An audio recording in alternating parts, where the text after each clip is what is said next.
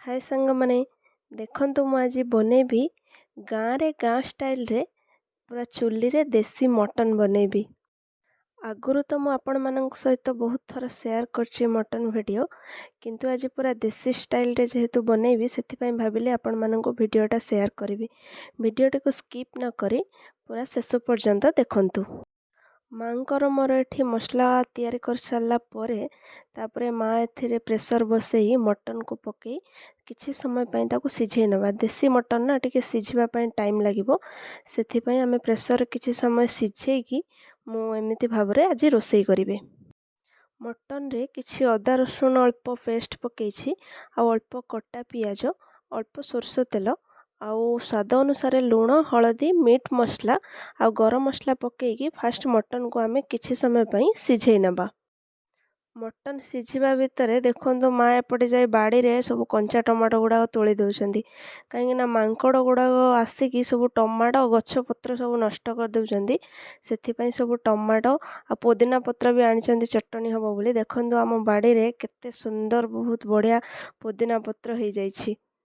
बाड़ीरू परिबा तोलिबा भितरे एपटे मटन सिझी गलानी। एबे मटन को ओल्हे नहीं आबे चुली रे कढ़ई बसई नबा।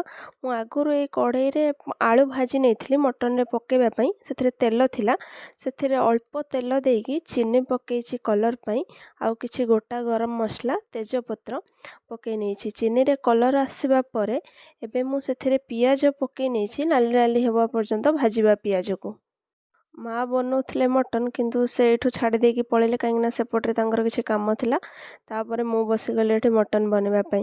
पियाज नाली नाली हे भाजी हे सारिबा परे मु एथिरे किछि अदा रसुण पेस्ट दे नेछि। एबे अदा रसुण पेस्ट को किछि समय तार कंचा स्मेल जिबा पर्यंत आमे ताको भल भाबरे कसी नेबा। सेथिरे मु अल्प किछि हल्दी गुंड आ अल्प लंका गुंड आ धनिया गुंड पकई आउ किछि समय पई कसी नेबा। देखंतु एठी मोर भल भाबरे जो मसलाटा कसी हो गलानी। एबे एथिरे मु जो मसला धोआ पानी रखिथिली ताको एबे पकई नहीं किछि समय आउ अल्प समय ताको कसीबा। देखंतु एठी मोर मसलाटा बढ़िया भाबरे रेडी हो गलानी। एबे मु सेथिरे किछि काटिकी कंचा लंका पकई नेछि। एबे जो मटन को सिझेई थिली जो ताको से पानी सहित मु ताको पकई नेछि। पानीटा फुटिकी मरी जिवो भी मटन कषा हो जिवो आ बहुत बढ़िया टेस्ट भी लागिवो। एबे सेथिरे मु किछि अल्प मीट मसला आउ किछि गरम मसला पकई नेछि, आउ काटिकी रखिथिली जो टमाटो को भी पकई नेछि ता देहरे। एबे मटन को भल भाबरे कषा कषे करनेला परे भाजिकी रखिथिबा आलू को पकई नेछि। एबे मोर मटन कषा रेडी हो गलानी। मु एबे सेथिरे पानी देई देबी। पानी देई मटन को किछि समय पई फुटिबा पई छाड़ी देबा। एबे देखंतु मोर रेडी हो गला पूरा केते सुंदर मटन तरकारी।